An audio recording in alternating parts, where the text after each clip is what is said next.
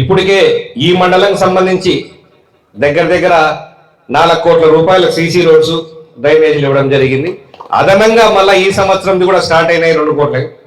మన ప్రభుత్వం ధ్యేయం ఏంటంటే ఈ ప్రభుత్వం పూర్తి కాలం ఎన్నుకున్నది 5 ఏళ్ళు ఉంటే ఇంకా 2-3 ఏళ్లలో ఏ ఊర్లో కూడా మా సందులో రోడ్డు లేదు అనుకోకుండా ప్రతి సందులో కూడా రోడ్డు వేయాలని చెప్పేసి నిర్ణయించుకున్నాం.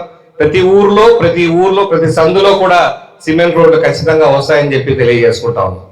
ఎన్ని కష్టాలైనప్పటికీ కూడా ఇవన్నీ కార్యక్రమాలు ఆగవు. డెవలప్మెంట్ మొన్ననే మాట్లాడడం జరిగింది. ఈ ఉరుటూరు నుంచి కొమ్మర్ది పోయే రోడ్డు కూడా మన సీఎం గారిని కూడా కలిసి అడగడం జరిగింది. ఆయన సానుకూలంగా స్పందించినారు.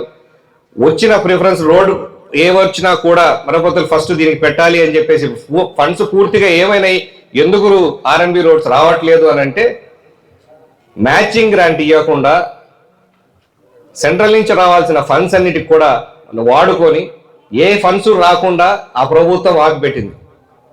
సో ఫస్ట్ 1 ఇయర్లో అవి స్ట్రీమ్ లైన్ చేయడానికి అవి దారిలో పెట్టి దాని పనులు అవి సెంట్రల్ నుంచి సపోర్ట్ రావడానికి ఏమేమి చేయాలనో ముందు అవి చేసి మళ్ళీ డెవలప్మెంట్ పోతున్నారు. కాబట్టి 1 సంవత్సరం లేట్ అయింది. ఈ సంవత్సరంలో ఖచ్చితంగా వస్తాయి. మేజర్గా ఆ రోడ్డు చెప్పున్నారు కాబట్టి ఖచ్చితంగా అది పూర్తి చేస్తామని చెప్పి కూడా తెలియజేస్తాను.